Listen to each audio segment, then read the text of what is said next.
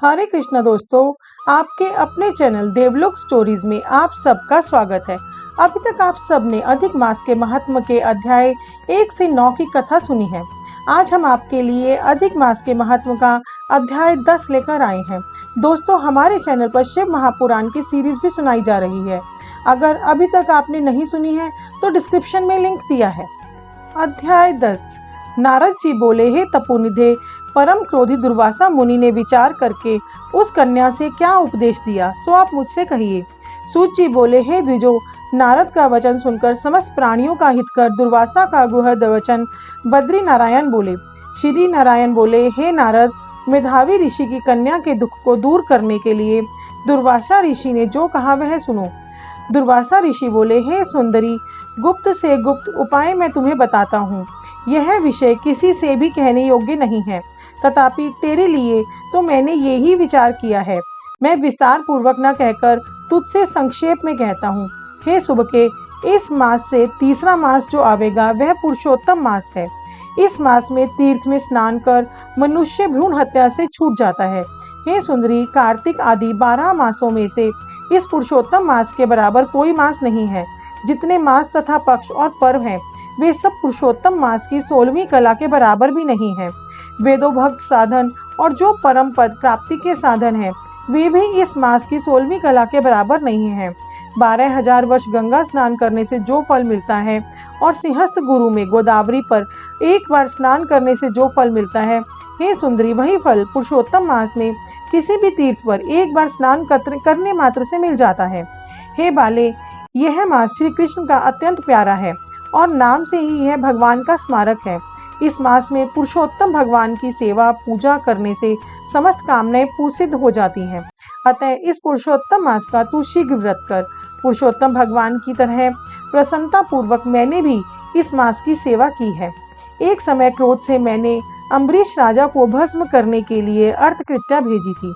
सो हे बाले, जब हरि ने जलता हुआ सुदर्शन चक्र मुझको ही भस्म करने के लिए उसी समय मेरे पास भेजा, तो पुरुषोत्तम मास के प्रभाव से ही वह चक्र हट गया। हे सुंदरी, वह चक्र त्रैलोक्य को भस्म करने का सामर्थ्य रखने वाला जब मेरे पास आकर खाली चला गया, तब मुझे बड़ा विस्मय हुआ। इसीलिए हे सुभगे, तू श्री पुरुषोत्तम मास का व्रत कर। इस प्रकार मुनि की कन्या को कहकर दुर्वासा ऋषि ने विराम लिया। श्री कृष्ण बोले, हे राजन, दुर्वासा का वचन सुन भावों की प्रबलता के कारण असूया से प्रेरित वह कन्या मूर्खतावश दुर्वासा से बोली, हे ब्राह्मण, हे मुने, आपने जो कहा वह मुझे रुचता नहीं है। मागाधी मास कैसे कुछ भी फल देने वाले नहीं है। कार्तिक मास कम है, ऐसा आप कैसे कहते हैं? सो कहिए, वैशाख मास सेवित हुआ क्या इच्छित कामों को नहीं देता है? सदाशिव आदि से लेकर सब देवता सेवा करने पर क्या फल नहीं देते हैं? अथवा पृथ्वी पर प्रत्यक्ष देव सूर्य और जगत की माता देवी क्या सब कामनाओं को देने वाली नहीं है? श्री गणेश क्या सेवा पाकर इच्छित वर नहीं देते हैं? व्यतिपात आदि योगों को और शर्व आदि देवताओं को भी सबको उल्लंघन करके पुरुषोत्तम मास की प्रशंसा करते क्या आपको लज्जा नहीं आती है? यह मास तो बड़ा मलिन और सब कामों में निंदित है।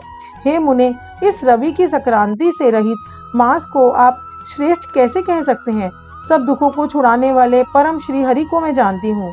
हे देव, दिन रात श्री हरि का चिंतन करती मैं जानकी पति राम और पार्वती पति शंकर के सिवाय और किसी को नहीं देखती हूँ।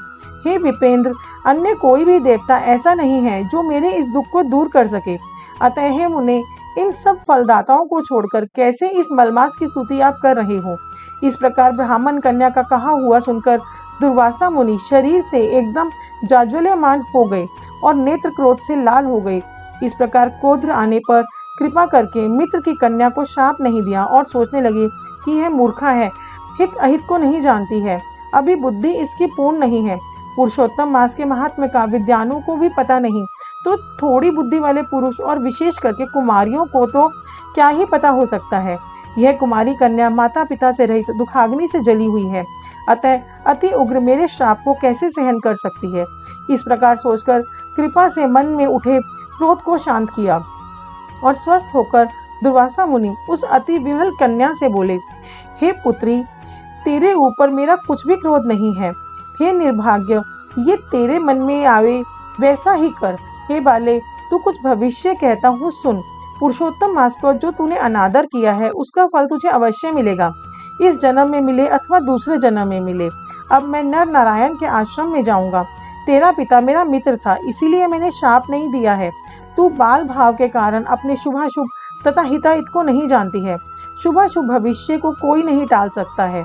अच्छा, हमारा बहुत समय व्यतीत हो गया, अब हम जाते हैं, तेरा कल्याण हो। श्री कृष्ण बोले। ऐसा कहकर मां क्रोधी दुर्वासा मुनि शीघ्र चले गए। दुर्वासा ऋषि के जाते ही पुरुषोत्तम की उपेक्षा के कारण कन्या निष्प्रभा हो गई। तदंतर बहुत देर तक कन्या ने सोच विचार कर यह निश्चय किया कि देवताओं के भी देवता तत्काल फल देने वाले पार्वती शिव की तप का आराधना करूंगी। हे नृप, मेधावी ऋषि की कन्या ने मन से इस प्रकार निश्चय करके अपने आश्रम में ही रहकर भगवान शंकर के कठिन तप करने को तत्पर हो गई। सूत जी बोले, बहुत फलों के दाता लक्ष्मीपति को और वैसे ही सावित्रीपति ब्रह्मा को छोड़कर एवं दुर्वासा के प्रबल वचन की निंदा कर वह ऋषि कन्या अपने आश्रम में ही अंधक को मारने वाले शंकर की सेवा के लिए तत्पर हो गई। अध्याय 10 समाप्त हुआ। दोस्तों, नेक्स्ट पार्ट में हम आपके लिए अध्याय 11 की कथा लाएंगे। हमारे साथ बने रहने के लिए आपके अपने चैनल देवलोक स्टोरीज को सब्सक्राइब कीजिए। कमेंट बॉक्स में हरे कृष्णा लिखना ना भूलें। हमें इतना प्यार और सहयोग देने के लिए आप सबका बहुत बहुत धन्यवाद।